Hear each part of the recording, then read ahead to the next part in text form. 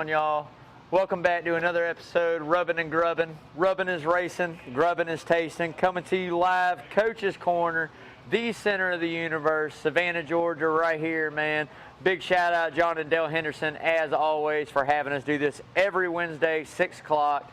If you guys are tuning in for the first time, thank you guys. Please go like, share, follow all our social media. You can find Instagram, Facebook, Twitter, YouTube channel, Rubbin and Grubbin. No G's. We're country around here. It's all in and in the IN, man. So definitely make sure you go check that out, guys. But if you're staying in, tuning in, you know the weekly word of the day. So right now we're going to go ahead and drop that weekly word of the day.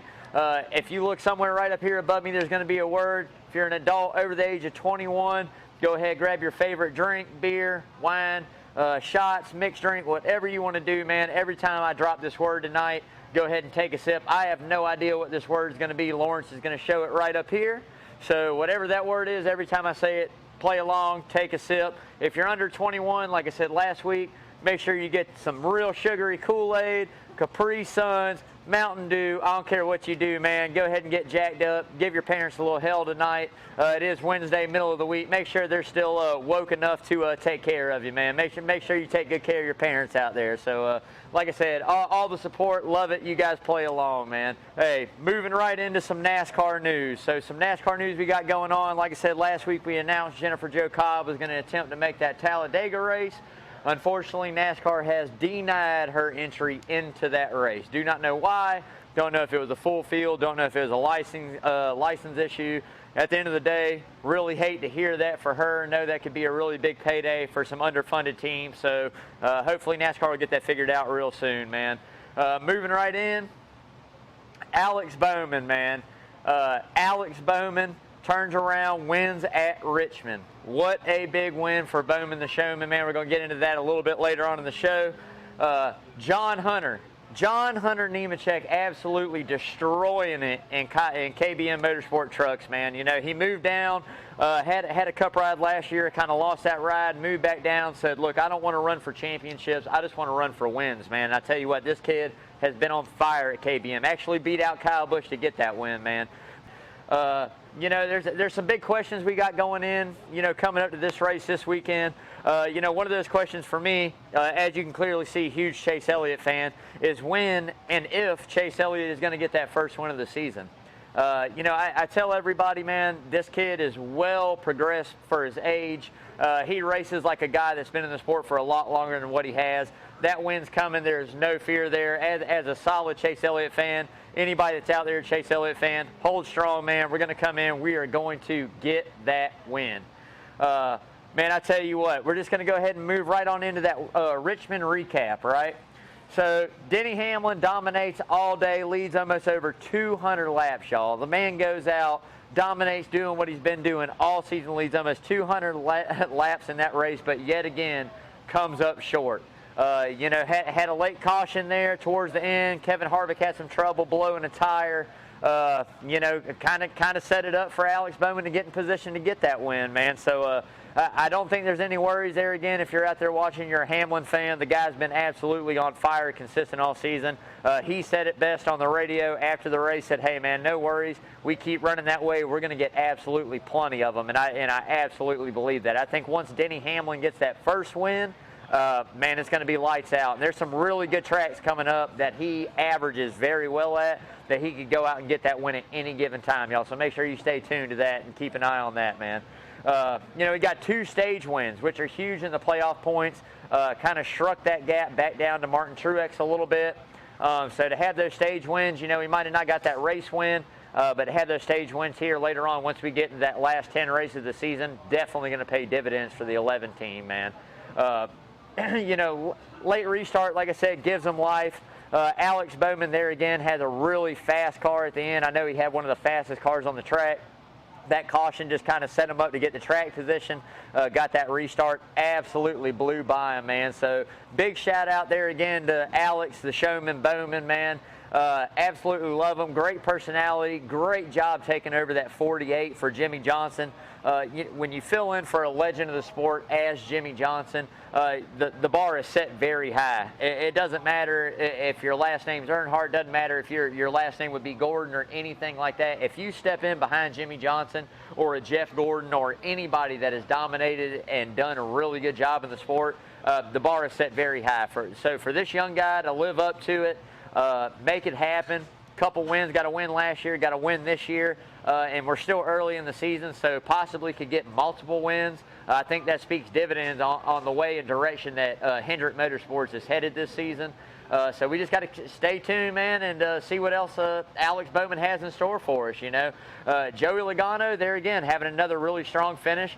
They won the Bristol dirt race, had some really good solid runs in quite a few places. I think that Ryan Blaney probably got him edged out just a little bit, just for the simple fact he's got a couple wins already, and just running really good, leading laps at races. But don't sleep on Joey Logano, man. He's coming too, man. I promise you that. So there again, just mentioned him earlier, Martin Truex Jr. having a little bit of a strong performance there for a while. Led some laps in that race. I think right around 49, 50 laps he led. Had a late pit road speeding penalty, kind of cost him track position at a point in that race. Came back to get a 5th place finish. Not bad at all coming back from a penalty, whether it's stage 1 or 2. Great job by another JGR driver. As we see, their dominance is still continue to roll this season. Really good equipment, really good driver. There again, locking it down, man. Locking down those points, finishing in those getting those stage points. Just keeps rolling it up for, like I said, that playoff, man. That's what we all aim for. So that's another big kudos to him, man. Want to give a big shout out to quite a few guys that a lot of folks don't really pay attention too much to unless you're a fan. Austin Dillon, man.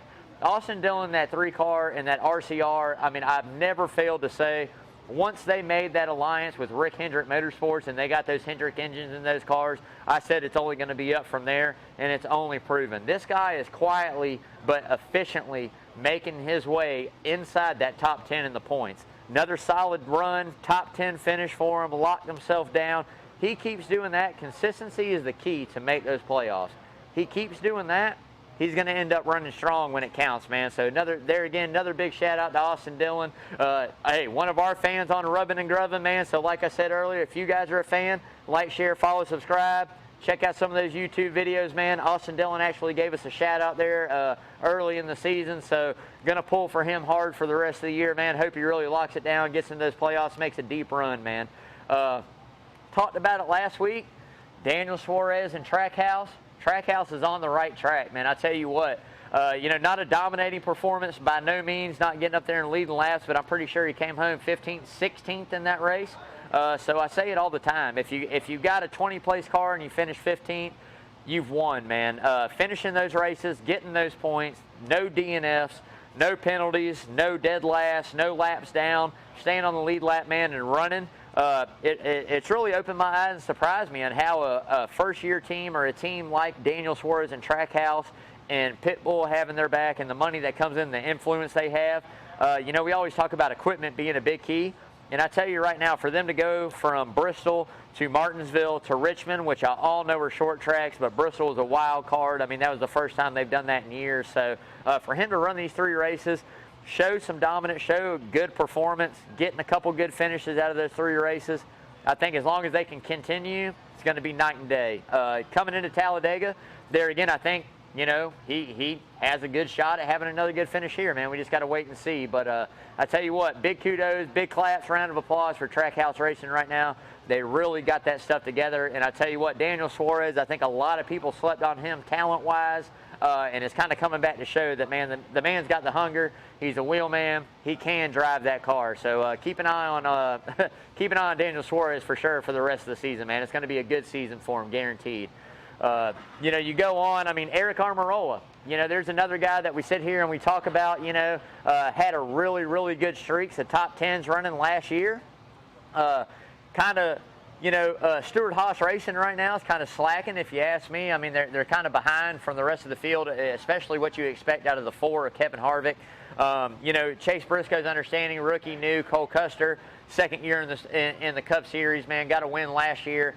Drove the wheels off to get it. But you understand that. You know, Almirola and Harvick are those two guys that are supposed to be staples.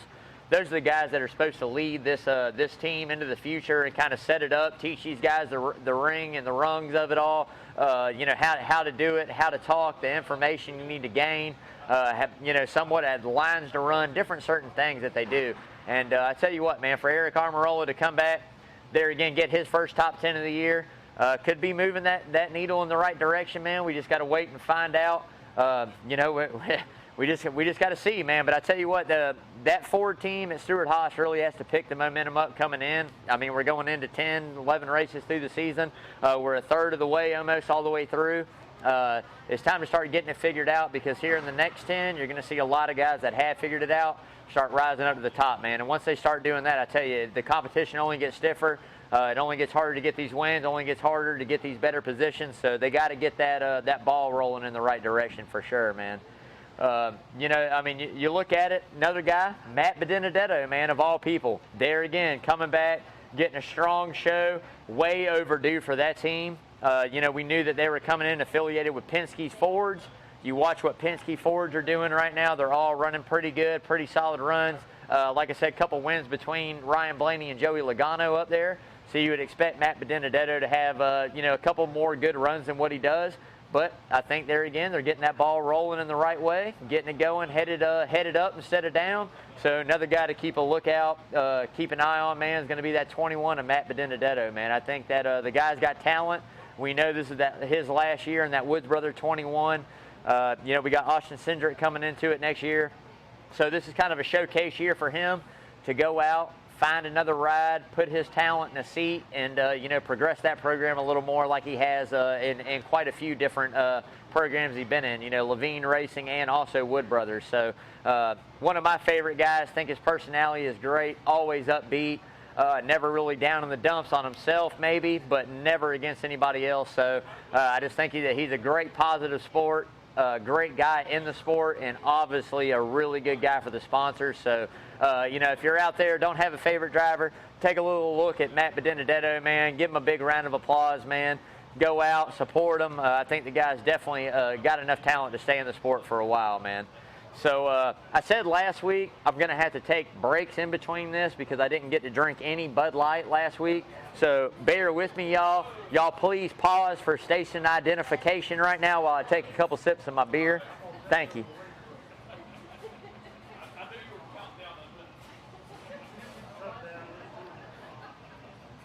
All right, man. So now we're going to get into a little thing that I like to call who's hot and who's not, right? So I started this last week. We're going to go over a few drivers who I think are trending in the right direction. We're going to go over a few guys that I think are going in the wrong direction. You know, this is definitely something to keep an eye on. Like I say all the time, NASCAR is a very streak sport.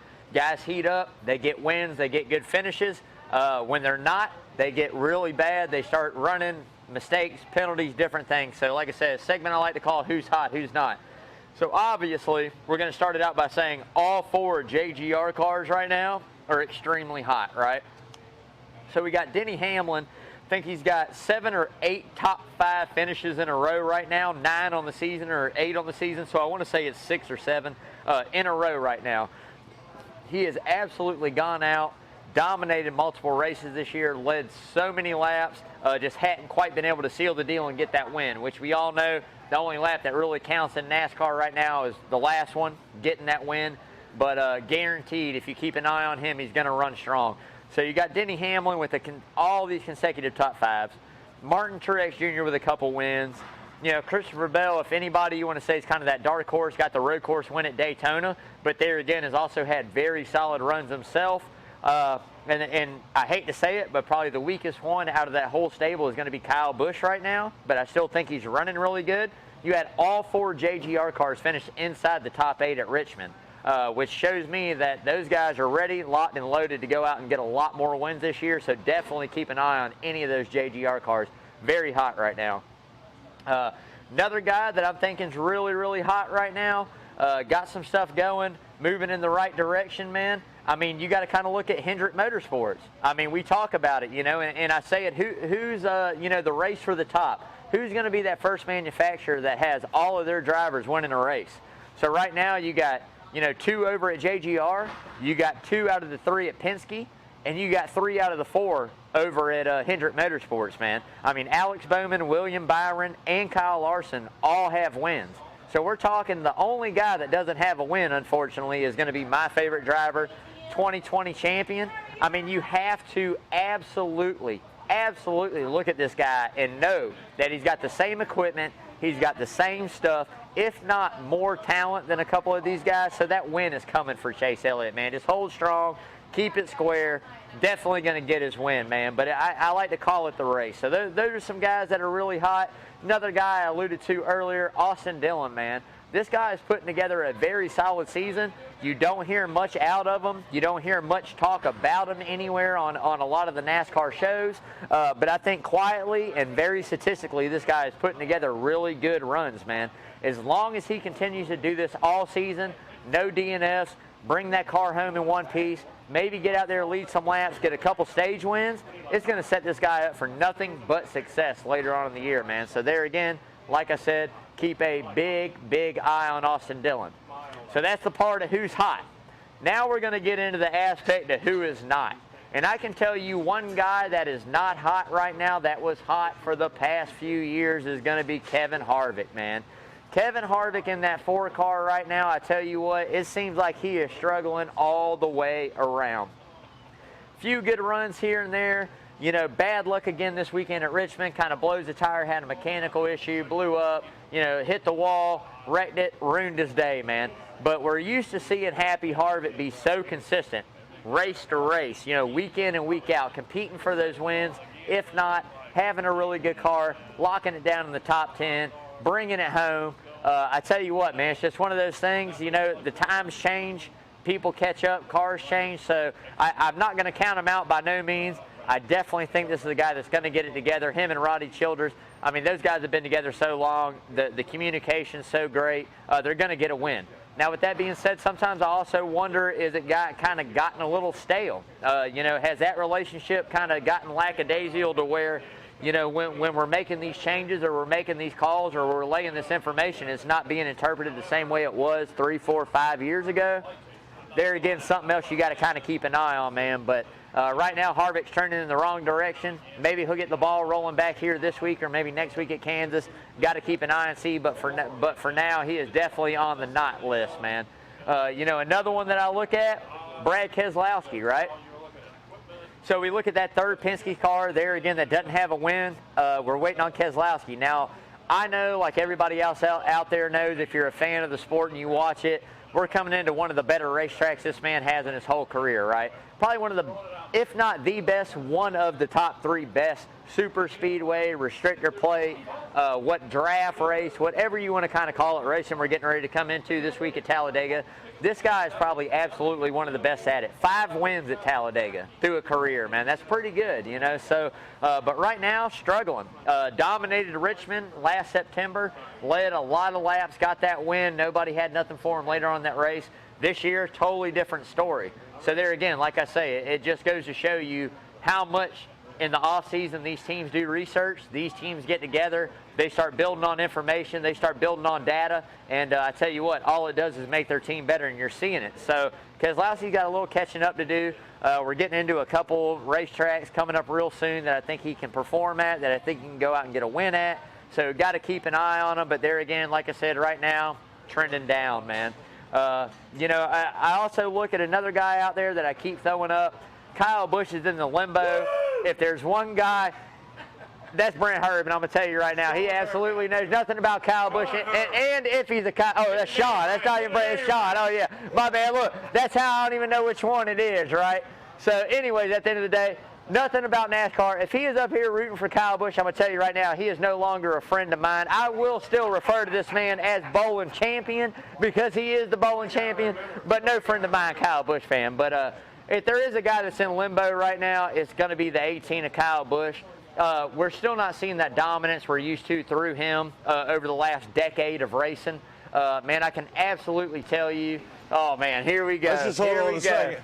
The only reason I yell for Kyle Busch, it's the only guy I really remember. That's I'm like, right, Kyle Busch. right. If Mark was still out there, I'd be rooting for him, buddy. That's my boy. I know, man. Hey, we talked about this last week, man. Yeah, we had a conversation out here in the Sound Garden last weekend at the show, and you know, Sean was telling me, he's like, look, man, Mark Martin was my man, and I kind of feel him on that because Mark Martin was also my wife's favorite driver, her dad's favorite driver who passed now, but so she had the big spot in the heart for Mark Martin, man. Great driver, but the one thing I will say was never a champion, man, and I hate to say that.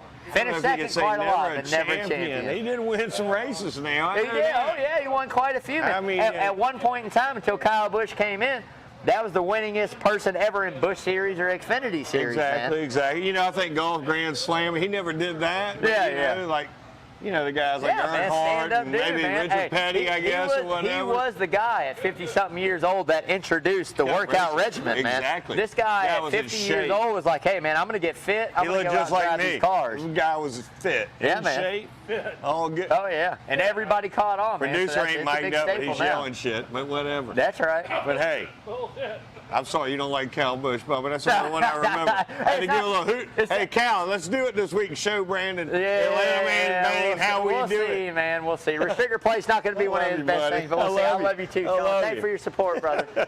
But, man, I tell you what, like I said, Kyle Busch, if there's any driver that's in limbo, that's the guy that's in limbo right now. So used to seeing that guy go out and dominate year in and year out for the past 10 years. There again, new crew chief, new team. I don't know if it's communication. Don't know if it's the fact, there again, I've always said that we don't have practice, and that's thanks to another good buddy of mine, very NASCAR guru vet, which we will have up on the show with me at some point in time. Very knowledgeable man. We broke it down one time and talked about practice. When they quit practice and they quit qualifying, he asked me about Kyle Busch, and he goes, what do you think about him? I said, man, he can't get a win. He can't get the car together. And he goes, look, I said, Kyle Busch is one of those guys got to drive the car in.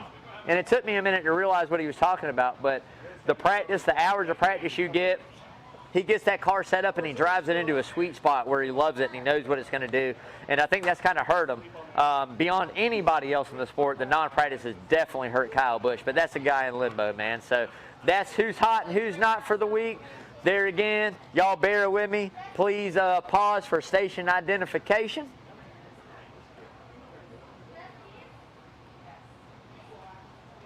All right, y'all. All right, so like I said, there again, going to run that recap at Richmond. That brings me to the checkered flag for charity, man. I tell you what, this is something we've been doing for the past couple years up here on Rubbin' and Grubbin'. It is probably my favorite part of the show. I tell everybody all the time, man, everything we do up here is for nothing but charity. John and Adele Henderson that run coaches are nothing but charitable people. We do so much for so many different organizations, so many different charities, so many local people that need help. Man, it just absolutely touches my heart, the fact I'm able to get up here every Wednesday, talk NASCAR, raise money for such a great cause. So as we all know, you know, the charity we're raising money for right now is Help Save One of Your Own. Got all kinds of stuff coming up in the future for them. We're going to get to that a little bit later on. But checkered flag for charity. So everybody that's tuned in obviously knows the reason we do all this is for charity. So whatever car number wins that race, we donate that car number into our bucket, you know, our swear bucket. That goes to a cause for charity.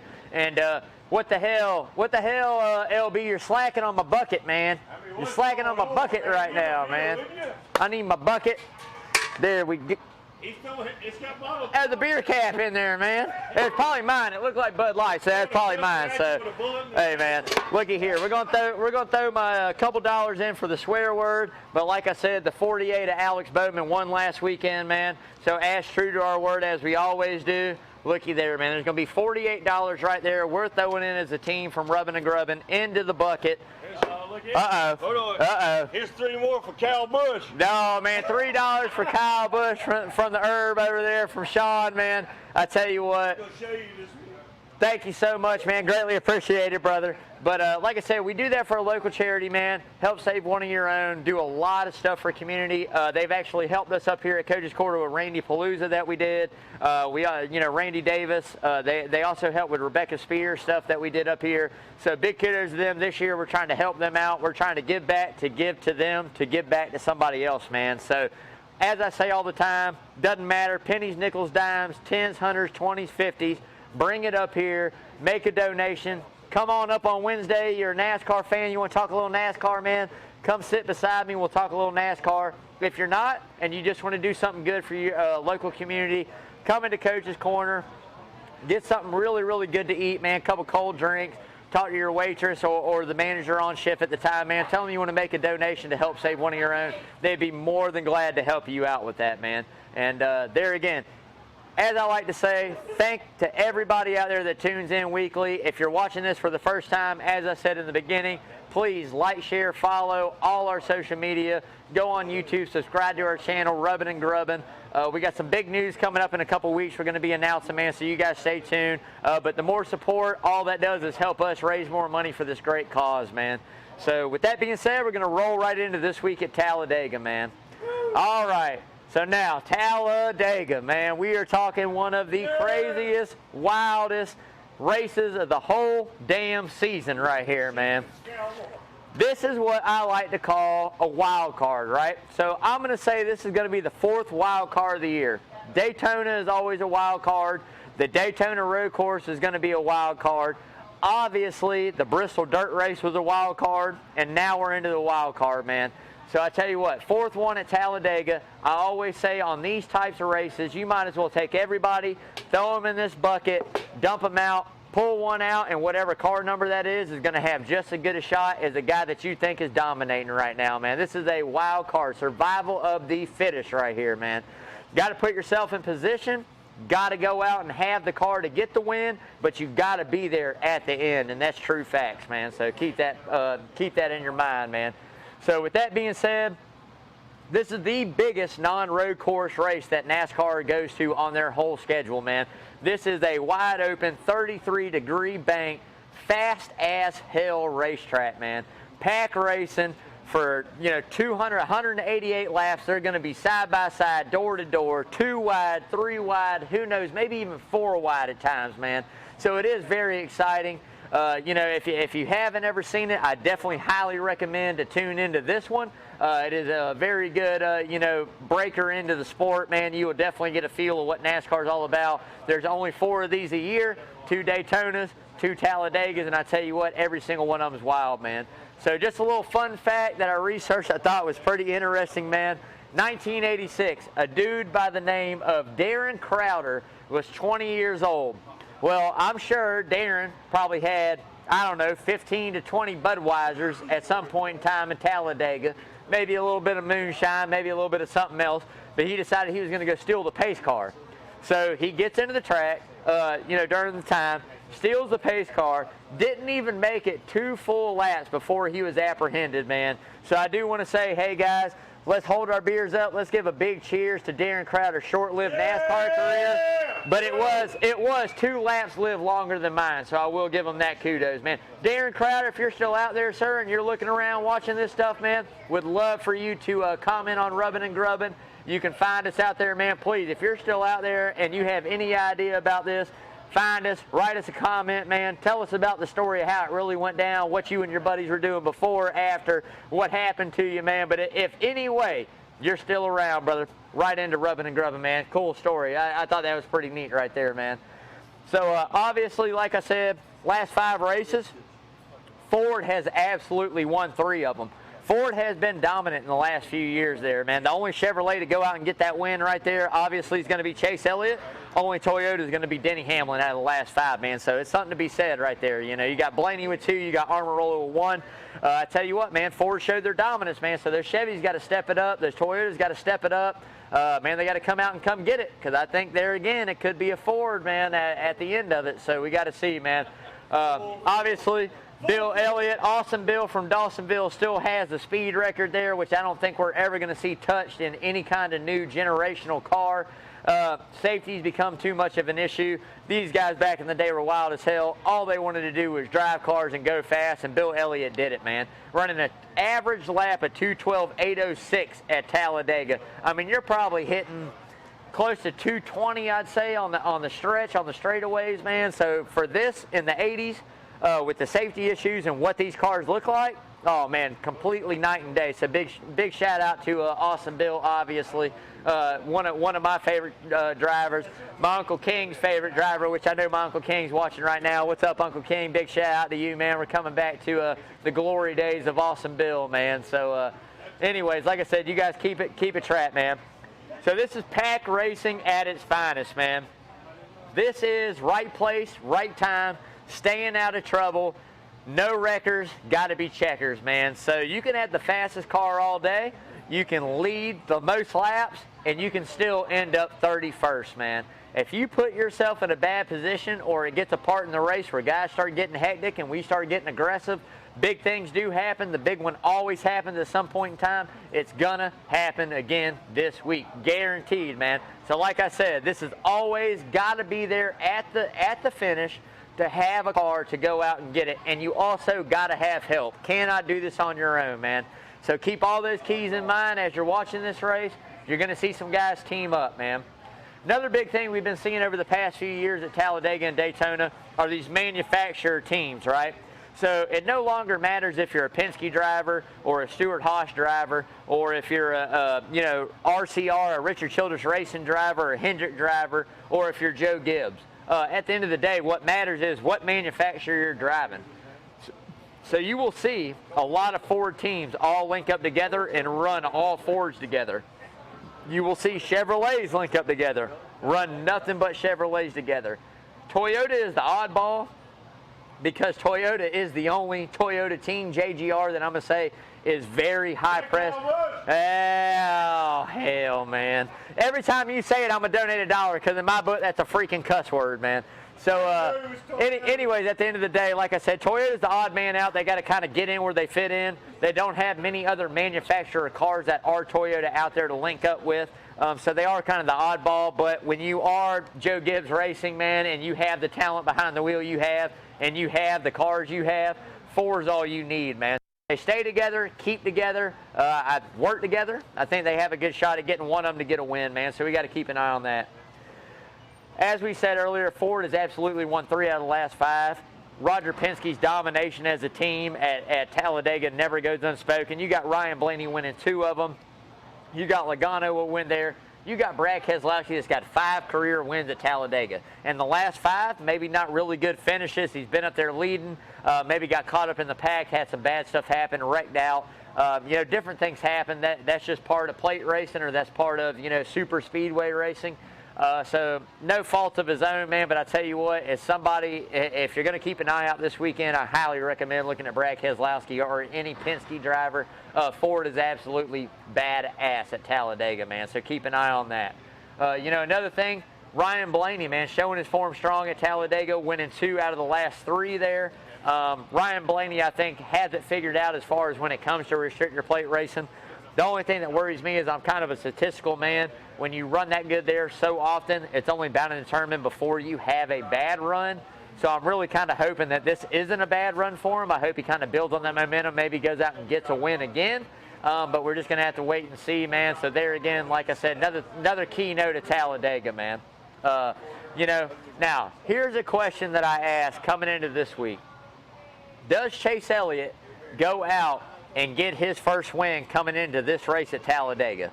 We know that he got that win a couple years ago back there. He got that win, man. You got to keep an eye on him. Hendrick Motorsports, as of late, whether it's poles or whether it's running decent and finishing decent, with William Byron winning, Daytona last season, these guys know how to restrictor plate. They have the horsepower, they have the downforce, they have the equipment, and not only that, they have the drivers. The numbers are very high in Chevrolet. They've got the RCRs that have the same engines this year that they have. I think that's going to pay very good dividends when you get Reddick and you get Dillon and you get all 4 of these guys lined up together. I think they're going to be able to freight train a lot better than what they have. But at the end of the day, man, it's something that I say as a Chase Elliott fan, no hurries, no worries, man. It's not time to worry about Chase Elliott. He is very methodical in what he does. The years and the advance, just understanding how the sport works for the age he's at is night and day, man. So there again, like I said, you absolutely have to have this guy in your lineup, in a fantasy lineup at Talladega, man. I think Chase Elliott could go out and get it done, man, for sure. So, he's got to win last 5 starts. Ryan Blaney, a couple guys helped him get that push to get that win. But at the end of the day, man, I tell you what, the kid's got a lot of talent behind the wheel of that car. He's got a lot of talent knowing what to do, where to be, when to be, and what moves to make. So if he makes the right ones, could come out with the checkers, man. We just got to wait to see. So now we move into Denny Hamlin. And Denny Hamlin is his own beast and when we're talking about super speedway racing. He is absolutely his own dominating force, man. Over the last 5 races at Talladega or Daytona, you're looking at a 9.6 average finish, man, at Talladega, last 5. 4 top 5 finishes. Last year, started at the pole, got the win right there in the fall. Man, I tell you what, man, the guy's unbelievable at what he can do and the way he maneuvers that car and the way he holds it strong, man. So you just absolutely got to stay tuned and check that out. Now, one of my favorite things that I love about Talladega, or I love about these wild card races, as I call them, is what I like to say is wrecks for the checks, right? So all you need is one big wreck that takes out a lot of these dominant, like I like to call them, A-class teams, man. The Denny Hamlins, the Kyle Bushes, the Kevin Harvicks, the Chase Elliott's, the Ryan Blaney's, the big funded money teams. You have one mistake up front during this race, and say 15 of those cars or 12 of those cars are taken out, what that allows is a lot of these, we'll call them B or C class teams, middle of the pack or back end of the pack teams, to be able to get a top 20 finish. What that does is that's a big payday for these teams, man. That helps support the rest of the season. That helps them, progress in their developmental programs as far as equipment goes. That gives them more data. That gives them a chance to really kind of see what they have and help build on their programs, man. So, like I said, checks for wrecks, man. If we have a big wreck and none of these guys get caught up in it, expect to see some guys in the back of the field definitely have some better runs there, man. All right, so we're going to get into my top 5 picks of the week coming into Talladega. There is no mistake whenever I say this has got to be my number 1 driver coming into Talladega this weekend. It has got to be Ryan Blaney. We just mentioned and talked about it in the last 5 races, got a couple wins there. The kid definitely has found his notch in the sport, super speedway, restrictor plate racing. I don't know if he knows, can see the air, as they used to say about senior, but he definitely knows how to make the moves, when to make the moves, where to set himself up to be able to be in a position to get the win. Whether he gets it or not, but at least be there. So 1 for me has got to be Ryan Blaney. 2 for me, as I mentioned, 9.6 average finish there at Talladega on the career, man. That is absolutely amazing. It's got to be Denny Hamlin, man, in the 11. Doesn't have the help sometimes.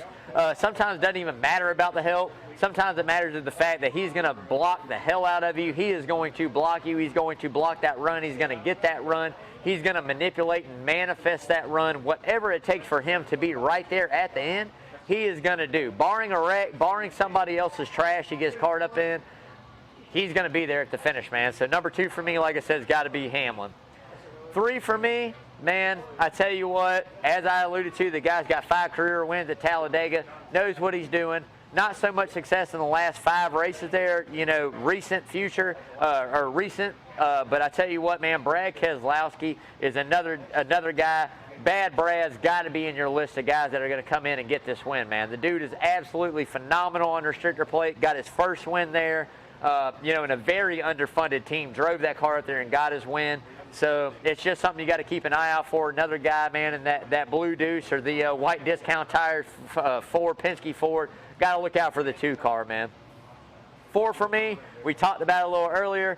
Been kind of quiet on him. Joey Logano, man. So when you talk about Brad Keselowski and Joey Logano, these are probably 2 of the best guys as far as getting out ahead of the pack, maintaining that lead, blocking the runs, manipulating the field by blocking those runs, and staying up front. And that is the key. That's the way they go about it. So you have 2 different strategies. Either you stay up front or you stay in the back. But there's no run in the middle. If you run in the middle, you're bound to determine somebody's going to mess up. You're going to get caught up. So it's either the front or the back. These 2 guys always run up front. Logano, there again, is a very good restrictor plate super speedway driver. Got to keep an eye out on that Shell Pennzoil 22 this weekend as well, man. 5 for me is almost a dead even tie. I love my boy Chase Elliott. Don't get me wrong. You know he's going to be on my list, so he's on the list this week. But a dead even tie with him for 5th has got to be William Byron, man. This kid is showing a lot of talent, whether it's been Daytona poles over the past couple years, him going out last summer, driving up through there, getting his first win of the career on Daytona in the summer. We're coming back to Talladega, a little bit of a different beast. Have a lot of a longer front stretch to kind of make that final run, so you got a long way to go before you hit the checkers. But I tell you what, I think that kid's going to do good, man. Dark horse for me this week, we talked about it a little bit earlier. I got 3 guys, man. The 3 Austin Dillon and another Hendrick, motor RCR car. Think he's going to have a good run. Ricky Stenhouse Jr. is always a guy that will just absolutely be aggressive, drive the wheels off of the restrictor plate. Number 3's got to be Eric Almirola. Guy's got to win there. Really runs pretty good at restrictor plate. Seems to find a way to be there at the finish. I expect all 3 of those guys to have good, strong runs. If not, maybe go in and steal a win, man. So as we've seen earlier all season long, there's been a lot of dark horse winners, man. So you got to watch out for those 3 guys, man. Hey, man, I just want to give a big shout out before we get started on that to my sponsor, Arbor Man Tree Service, Mr. Parker Eccles out there, man. Thank you, brother, for everything you do for here, Rubbin' and Grubbin', and thank you for everything you do on the donation, the charities you do for us, man. Greatly appreciated. So as I always say, man, if you need anything, your trees trimmed back before hurricane season gets in, stump grinding, tree removal, man, make sure you look up Arbor Man Tree Service on Google.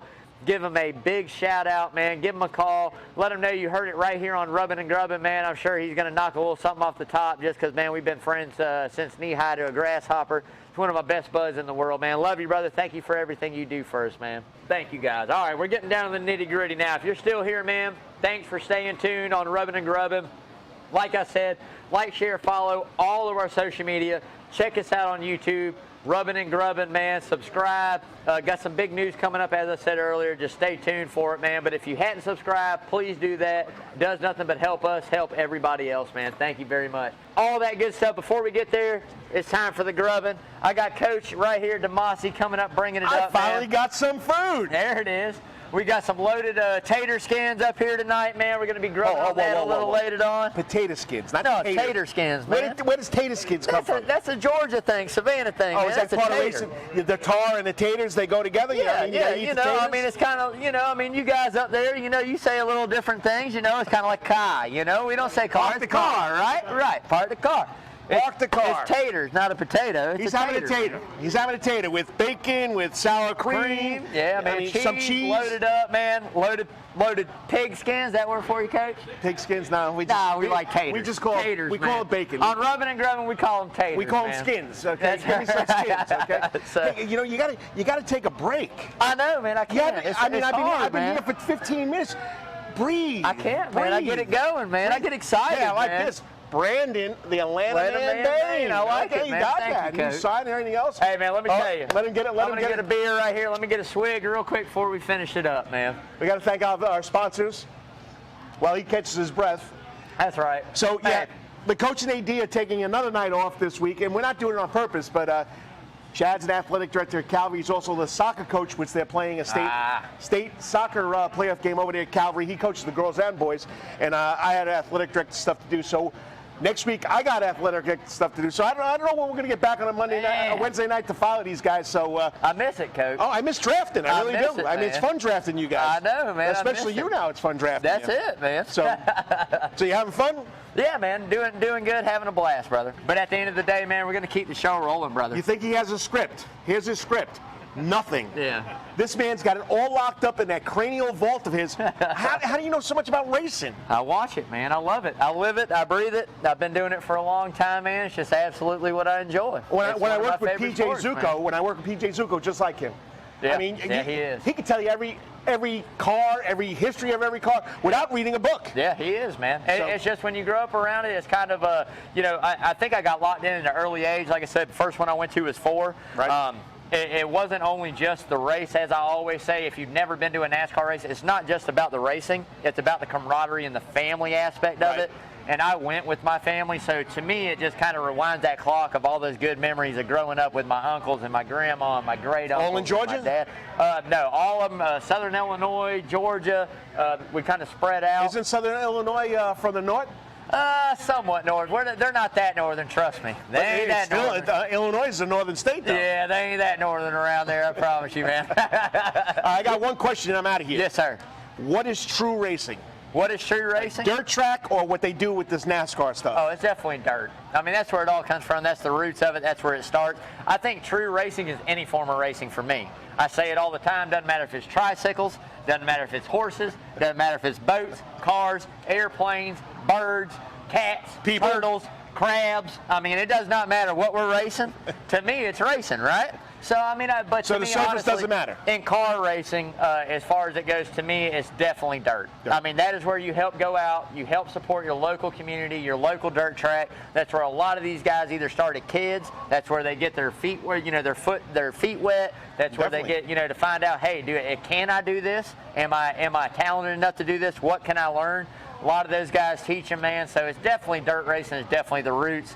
That is definitely true racing. This is an elevated sport of racing. This is explain how Daytona, the first race, was on the beach. Yeah, man. I mean, it just in the sand. Yeah, man. I mean, it is there again. A bunch of guys got together and said, "Hey, man, what if we get a lot of stock cars and we race for some money on the beach at Daytona?" Now we go back to Richard Petty and Al. Oh yeah, this Senior, is before them. This is 40s, man. This is like Red Byron. This is These are guys back in the late 40s, man. Yeah, man. Lee Petty, Richard's dad. I mean, Kyle's granddad. I mean, that was where it all started, right? So they did that, and then obviously they had like Martinsville. They had some other dirt tracks. They did a lot of dirt racing, and then asphalt kind of started coming in.